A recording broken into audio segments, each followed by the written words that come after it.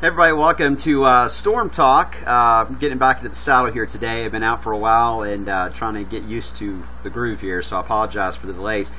As you know, right off the bat, I'm talking about something on the wintry side of things. I've been alluding to this for a while. This evening, I will be issuing the first preview to the winter outlook. It's a preview, not a forecast. I'm not going to do that until Halloween like I normally do.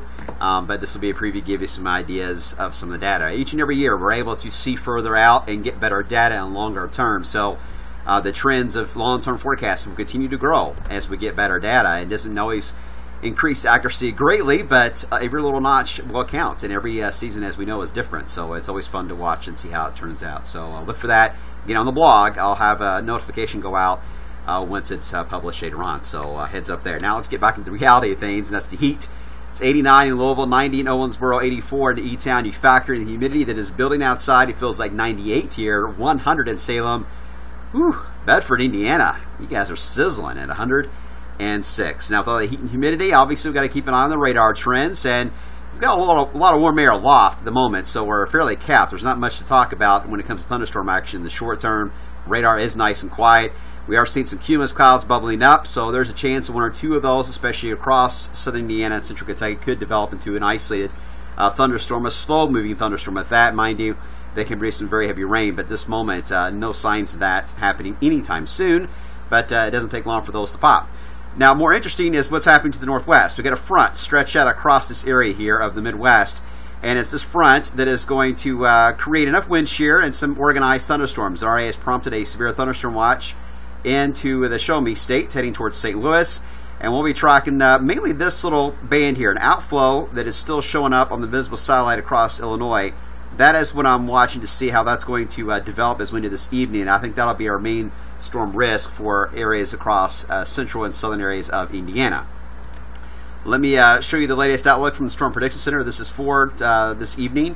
The slight risk was expanded in a slant all the way across southern Indiana. It does not include Louisville officially, but basically along the slant at the very edge of the wind shear and the high level of humidity and stability is where that has been drawn, mainly because of that band that is developing there in Illinois may work its way into southern Indiana here in the next few hours.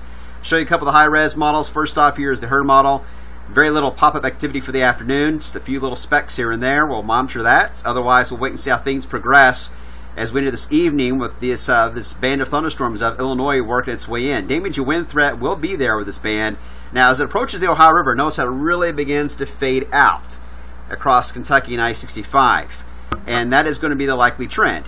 Here is the RPM model. Very similar setup. Afternoon pop-ups can't be rolled out, but then a more organized band approaches from the west. Could have some warnings with that around 8 to 10 o'clock in our western counties, and then as it approaches Louisville and 65, begins to fade out. So that'll be the trend. We see this trend all too often here, where 65 is a dividing line in weakening storms, and this is going to be another case where timing is going to be on our side here in Louisville especially, but very close call.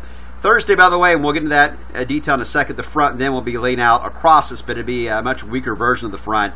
Still could see some thunderstorms. The model's having a tough time pinpointing the activity and how widespread it'll be for tomorrow, and I'll cover that here in a few moments. Let's break down the parameters, though, for today. I know these maps are hard to read. Apologize. This is Louisville right here. This is what we call the downdraft cape. Anything over 1,000 to 1,100 or so raises our eyes for the potential for some strong downburst winds that can produce severe thunderstorm warnings. We do see that elevated, mainly west of Louisville, with that cluster moving in this evening. That's why I think the damage and wind threat will be something to monitor. The higher wind shear, you can see it's a modest wind shear at best across Indiana, much more of an issue across the Midwest, but it does give you an indication why the slight risk was drawn the way it was for organized severe thunderstorm warnings, mainly north and west of Louisville.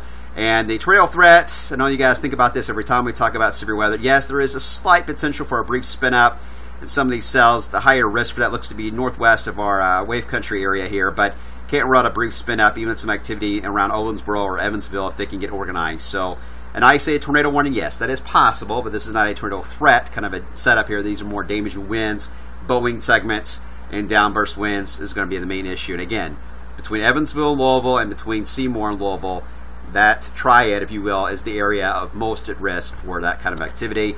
And even the latest moisture content, this is hard to read, but I'll look at this lot to see where storms will likely initiate soon, and it's picking up that little bit of outflow right there, that red zone in Illinois. Here's Louisville right here.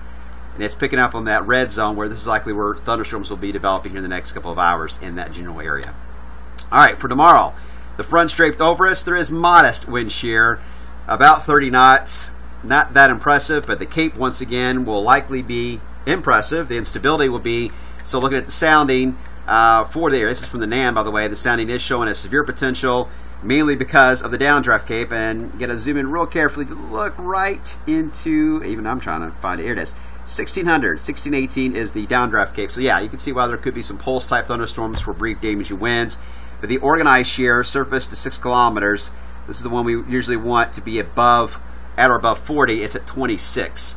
So organized severe weather, not very likely. So at this point, I agree with the marginal risk for tomorrow. I think it's going to be just a few warnings, depending on the instability side of things with downdraft Cape being so high. But organized warnings doesn't look to be that problem. In fact, we may have more issues with this activity moving out of Illinois and Indiana this evening than we will tomorrow. All right, so that's it for now, guys. The weekend, by the way, is trending slightly drier. Lower humidity for maybe about a 24-hour period, but the weekend doesn't look to be a washout at all. The thunderstorm chance may go up again next week. I didn't get a chance to go a lot into the longer term today on that end, but because of the severe threat today and tomorrow, and of course the winter outlook. So I'll talk more about that when I get time. Have a good rest of the afternoon. I'll see you guys today at 5:30. Take care.